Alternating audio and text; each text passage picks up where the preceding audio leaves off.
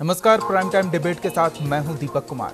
चट्टानी एकता का दावा करने वाले महागठबंधन में फिर दरार नजर आई। जेडीयू के एक फैसले ने यह दरार डाल दी। आखिरकार जेडीयू ने रामनाथ कोविंद को समर्थन देने का फैसला कर ही लिया। लेकिन क्या नीतीश कुमार सिर्फ एक और दिन का इंतजार नहीं कर सकते थे? 22 जून को तो महागठबंधन के इस मुद्दे पर बैठक होने ही वाली थी। उनसे भी राय मशवरा किया जा सकता था। आखिर सीएम नीतीश को किस बात की जल्दबाजी थी? क्या महागठबंधन को अंगूठा दिखाकर नीतीश कुमार एनडीए में घर वापसी की तैयारी कर रहे हैं? क्या ऐसा संभव है कि लालू से नाता तोड़कर एक बार फिर नीतीश बीजेपी के सहारे बिहार में नए गठबंधन का सूत्रपात करते? ये इसलिए भी हैरान नहीं करता क्योंकि नीतीश कुमार लगातार पीएम मोदी के फैसलों का समर्थन करते रहे हैं। क्या एनडीए को नीतीश के समर्थन से बिहार में कुछ नया संयोग बन सकता है? प्राइम टाइम में इसी मुद्दे पर बात करेंगे।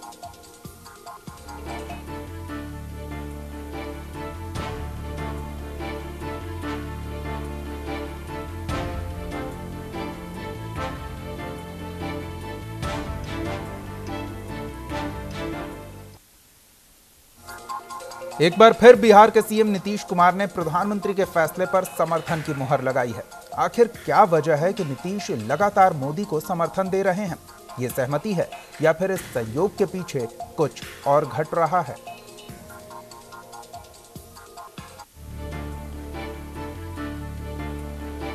बिहार के मुख्यमंत्री नीतीश कुमार ने एनडीए के राष्ट्रपति उम्मीदवार रामनाथ कोविंद को समर्थन देने का ऐलान कर दिया है। नीतीश कुमार ने जेडीयू सांसदों विधायकों से बातचीत के बाद साफ कर दिया कि वे रामनाथ कोविंद को अपना समर्थन देंगे। खास बात यह है कि जेडीयू ने इस ऐलान से पहले 22 जून को होने वाली कांग्रेस और अन्य विपक्षी दलों की बैठक तक का इंतजार नहीं किया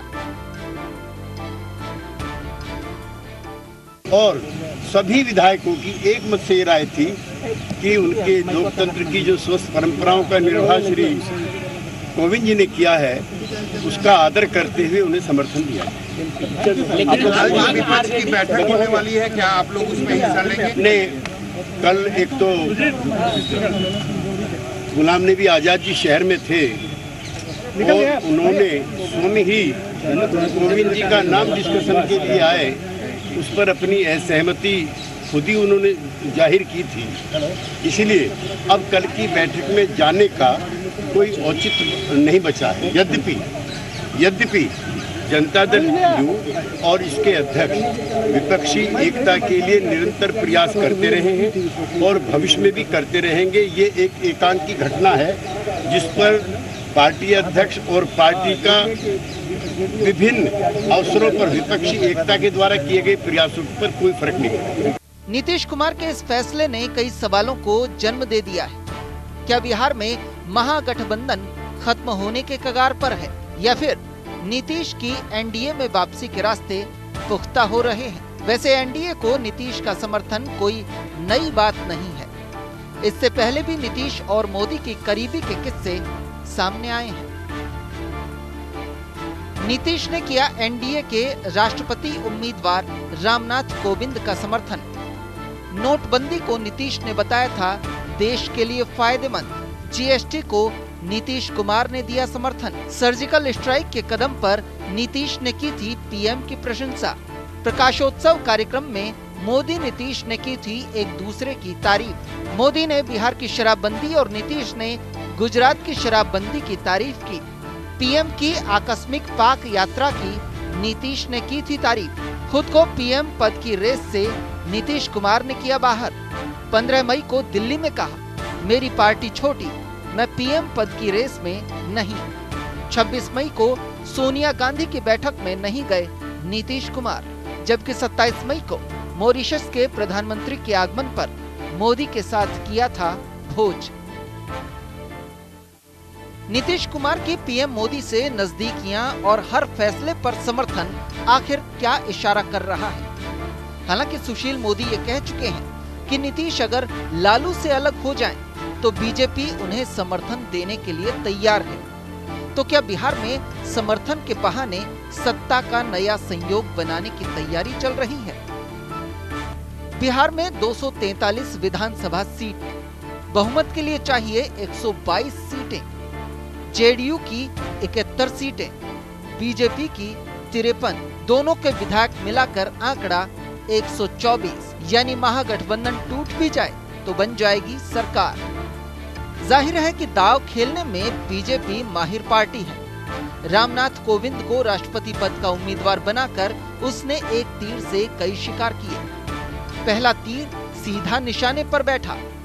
जेडीयू का समर्थन हासिल करने में बीजेपी कामयाब रही और इस समर्थन के बाद निश्चित तौर पर महागठबंधन की दूसरी पार्टियां आरजेडी और कांग्रेस सकते में जरूर होंगी।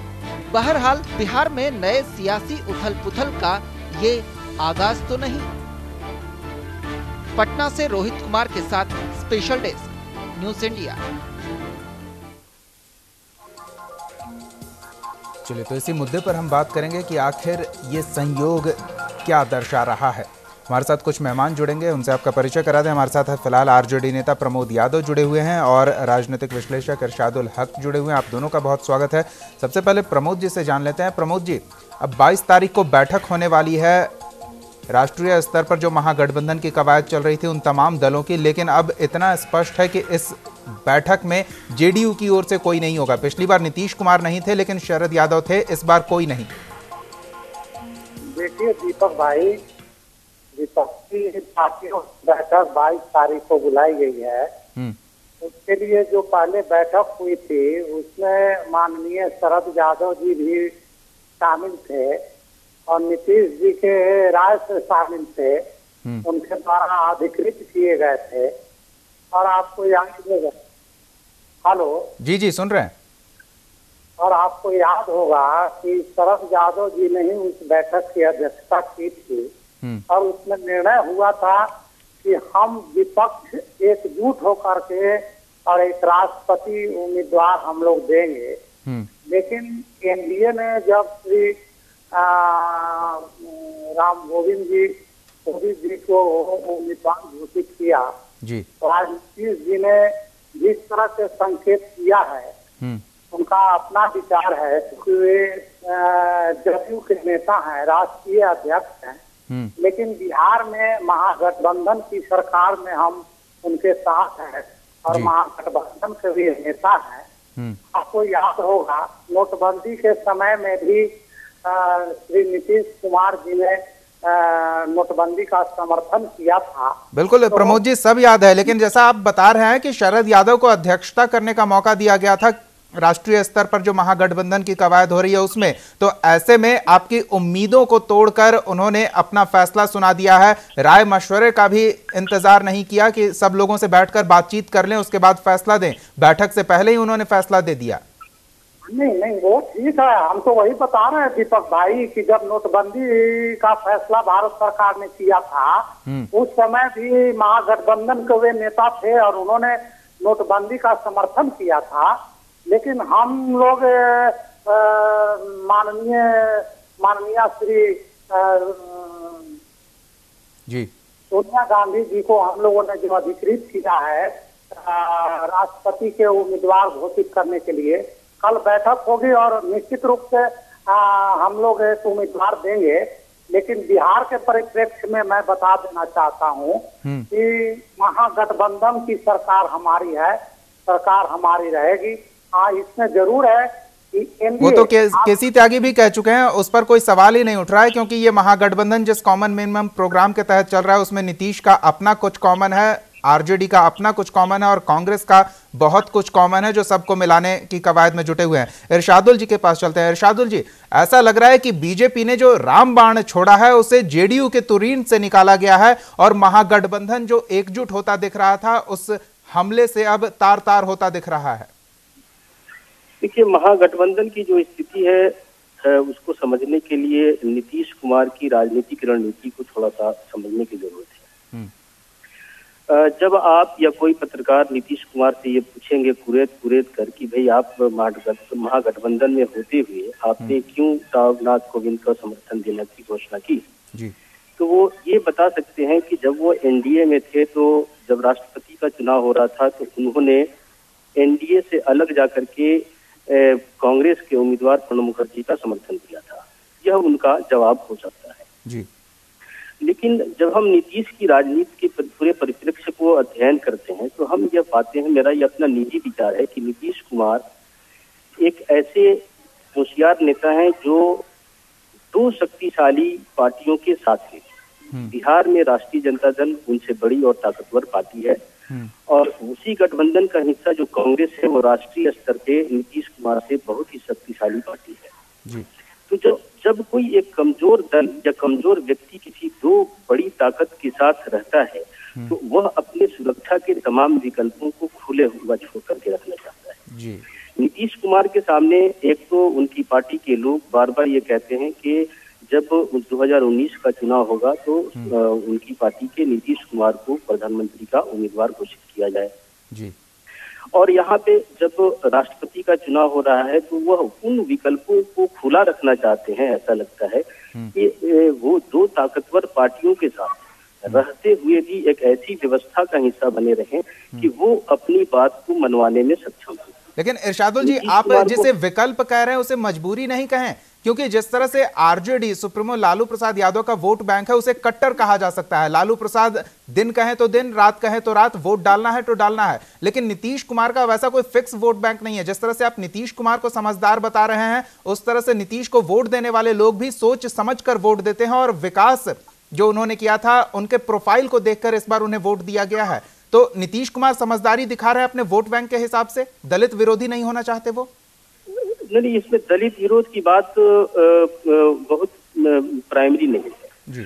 आपको थोड़ा सा मैं पीछे ले जाना चाहूंगा। 2005 में जब नीतीश कुमार की सरकार बनी थी तब भी 2005 में राष्ट्रीय जनता दल का जो जनाधार था वो तमाम पार्टियों से मजबूत था अकेले के स्तर पे। ठीक उसी तरह 2010 में जब चुनाव हुए तो राष्ट्रीय जनता दल सरकार में नहीं आई, वो बाहर रही, वो हार गया।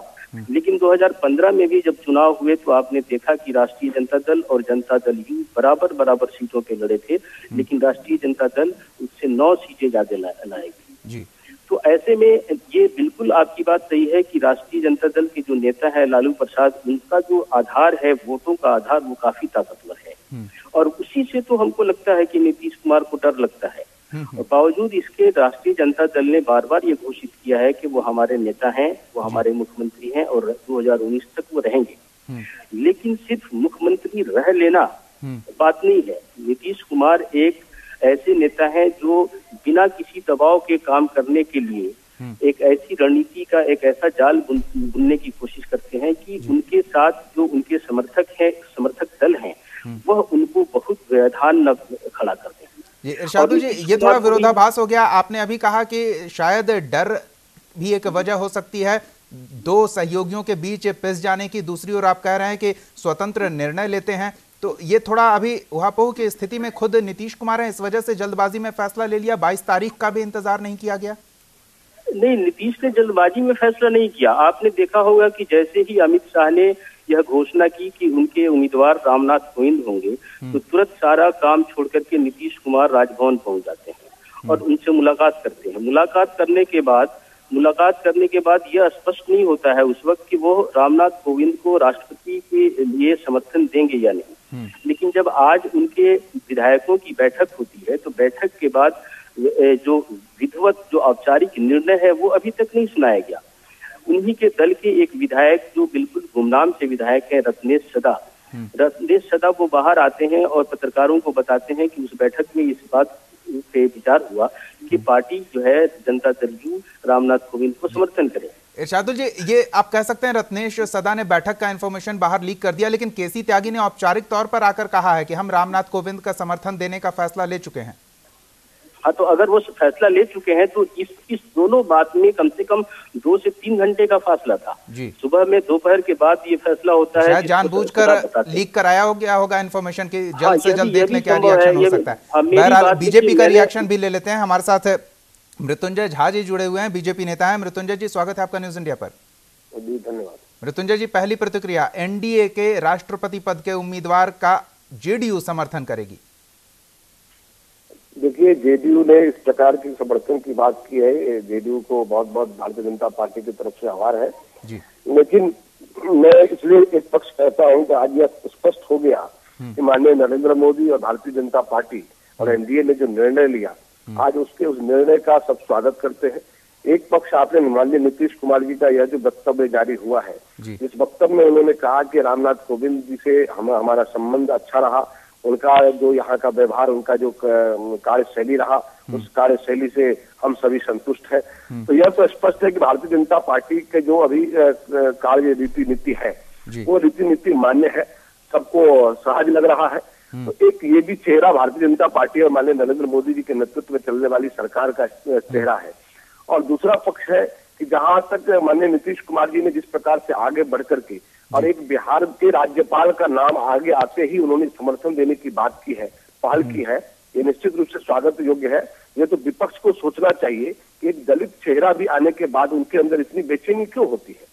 आज वो कहते हैं कि हम उसकी रहनुमाई करने वाले पार्टी है, हम उसके हित की चिंता करने वाले पार्टी है, भारतीय जनता पार्टी अगरों की पार्टी है।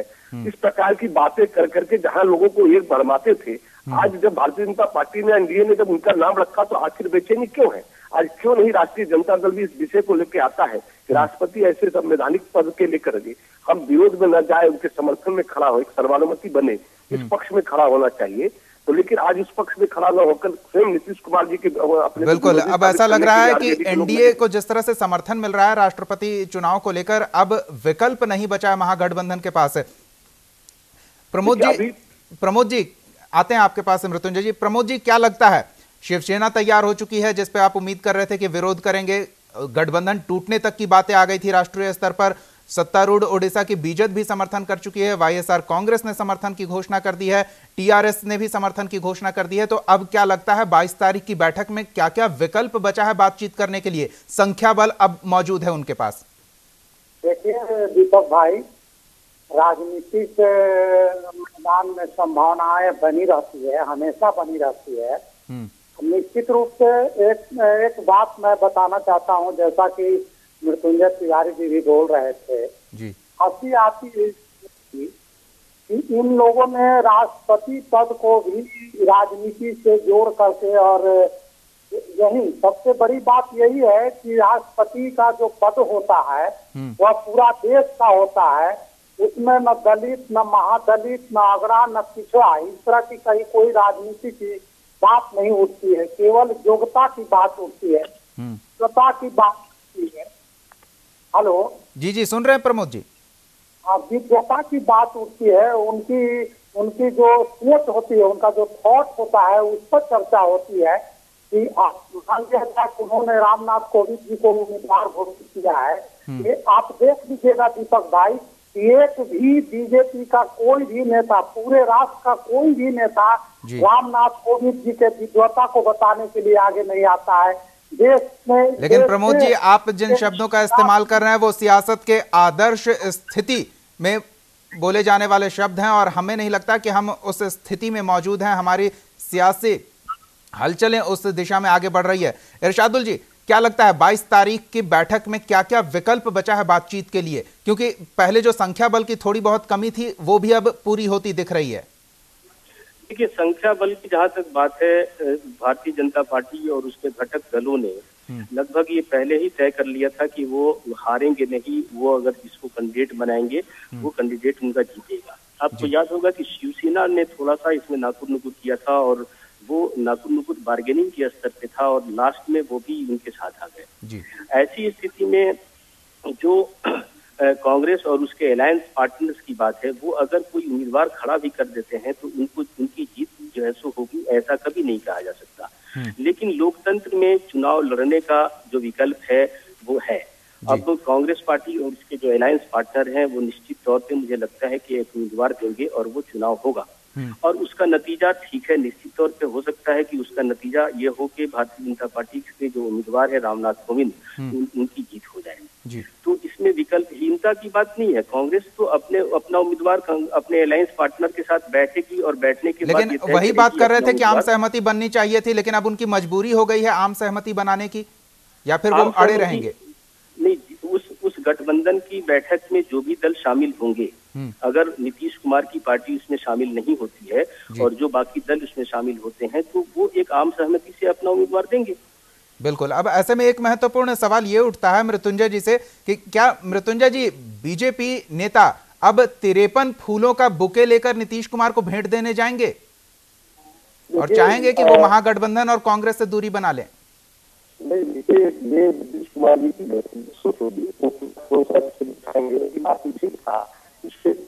प्रकार की परिस्थिति हुई थी और एनडीए गठबंधन के साथ हम लोगों ने जिनका नाम प्रस्तावित किया था उसके साथ नीतीश कुमार जी खड़े नहीं दिखाई दिए थे।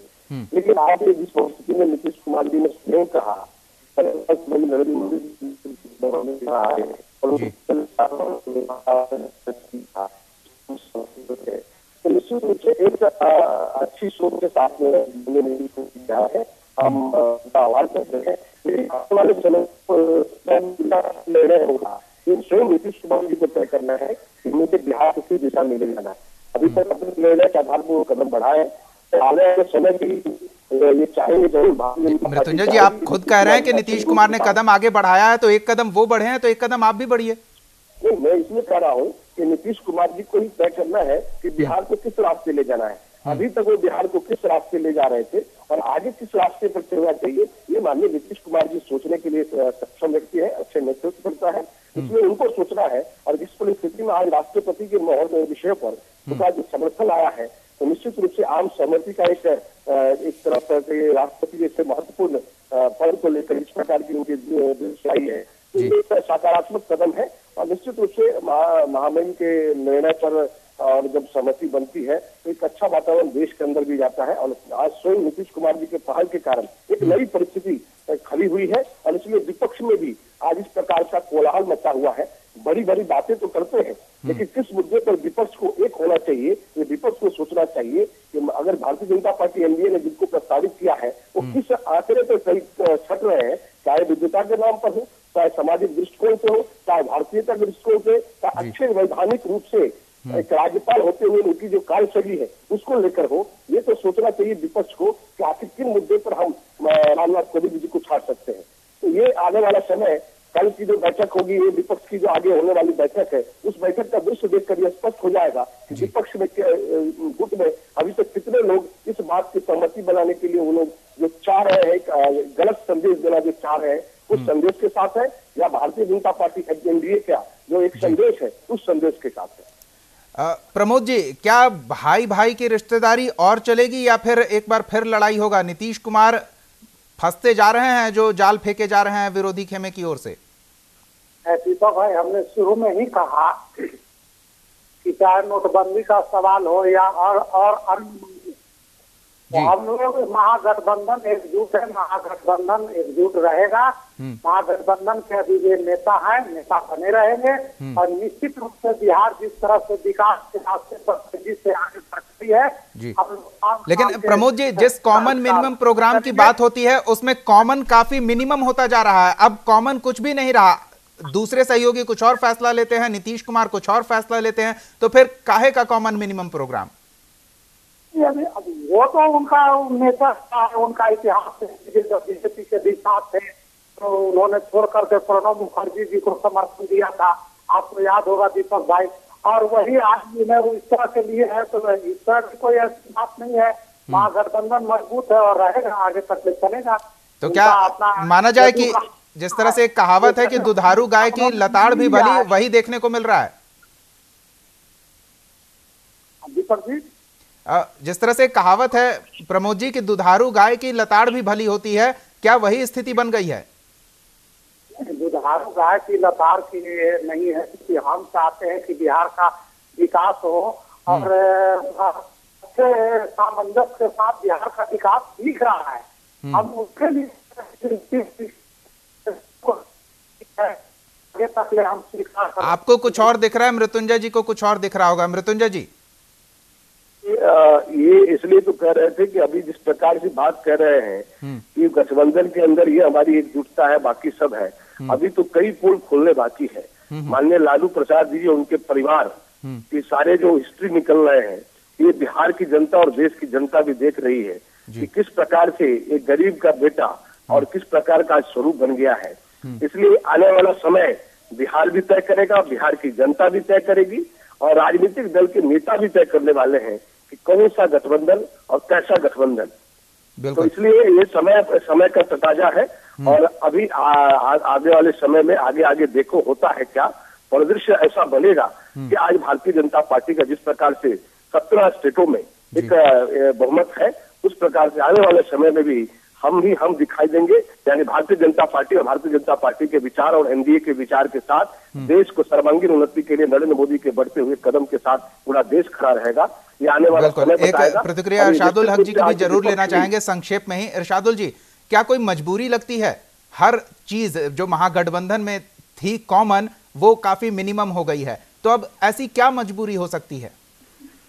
देखिए, आपने अभी एक जो कहा दुधारू गाय वाली जो बात कही आपने जी, बहुत हद तक यह बात भी सही है। नीतीश कुमार की जैसी स्थिति है, वो 71 विधायकों के नेता हैं, तब भी बिहार के मुख्यमंत्री हैं जी। तो ये कम से कम बेबसी आरजेडी और ये उसके गठबंधन की तो है कि उन्होंने बार बार लालू प्रसाद ये कहते हैं कि हमने कमिटमेंट हमारा है, हमने नीतीश कुमार को नेता माना है, वो हमारे मुख्यमंत्री हैं और 2019 तक रहेंगे।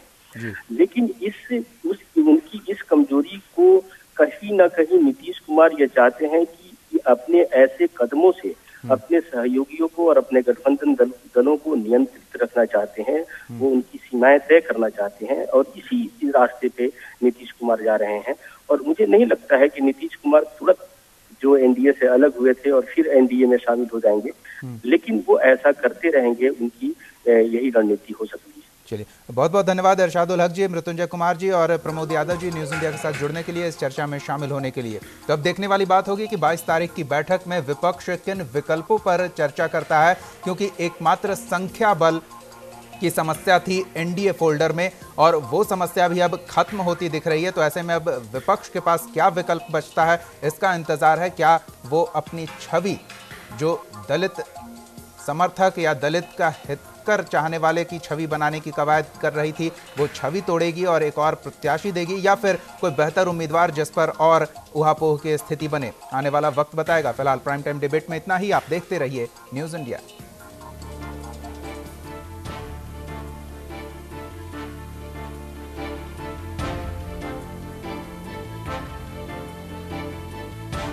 आप हमारे चैनल को YouTube पर सब्सक्राइब कर सकते हैं न्यूज़ इंडिया निम्स पर।